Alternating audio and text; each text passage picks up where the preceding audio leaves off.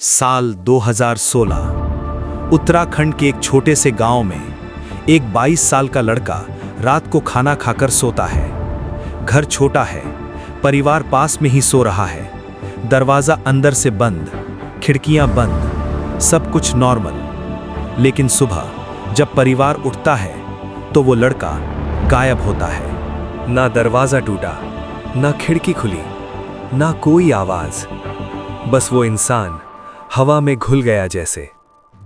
Police आती है, जांच होती है, लेकिन कोई फुटप्रिंट नहीं, कोई विटनेस नहीं, कोई मोटिव नहीं, और केस धीरे धीरे ठंडा पड़ जाता है।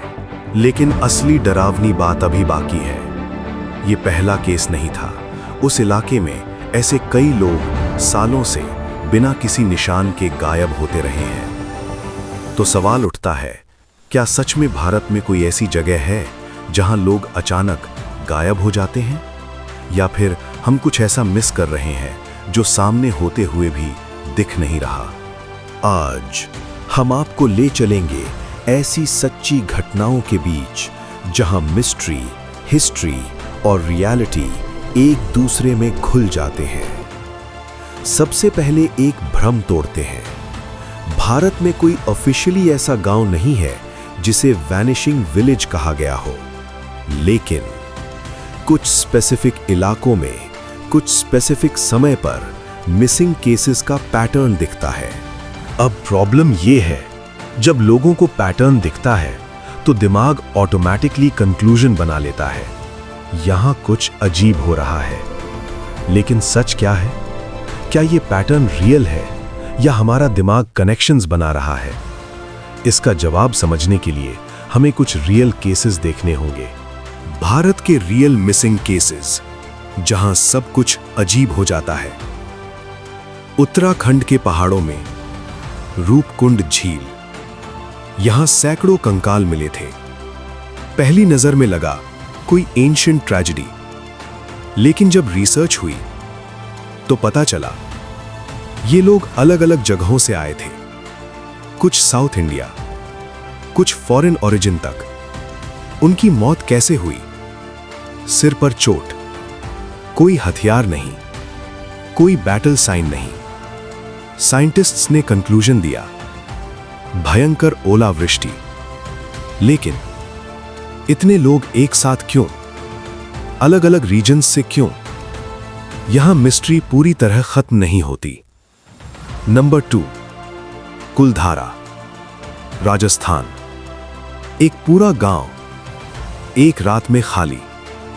लोग कहते हैं गांव वालों ने खुद छोड़ दिया, लेकिन कोई रिटन रिकॉर्ड नहीं, कोई क्लियर माइग्रेशन ट्रेस नहीं। और सबसे इंटरेस्टिंग बात, आज भी लोग कहते हैं वहां बसने की कोशिश करने वाले फेल हो जाते हैं। अब सवाल, क्या ये कर्स है या फिर harsh desert conditions plus lack of resources? अब आते हैं एक ऐसे केस पर जो मिस्ट्री नहीं, हकीकत है और डरावनी भी। साल 2005-2006 नोएडा के निथारी गांव में बच्चे गायब होने लगे। शुरुआत में लोगों ने सोचा भाग गए होंगे, कहीं चले गए होंगे। लेकिन जब केसेस बढ़ने लगे तो पेरेंट्स ने पुलिस से शिकायत की, लेकिन पुलिस ने सीरियसली नहीं लिया। फिर एक दिन जब इन्वेस्टिगेशन गहराई में गई तो जो सामने आया वो शॉकिंग था। कई बच्चों के कंकाल मिले, घर के पीछे ड्रेन से बॉडी पार्ट्स तक मिले। ये कोई मिस्ट्री नहीं थी, ये था सीरियल क्राइम। यहां सीख क्या है? कई बार गायब होना सुपरनैचुरल नहीं होता, बल्कि ब्रूटल रियलिटी होती है। भारत के कई रिमोट एरियाज में dense forest, poor connectivity, weak police system.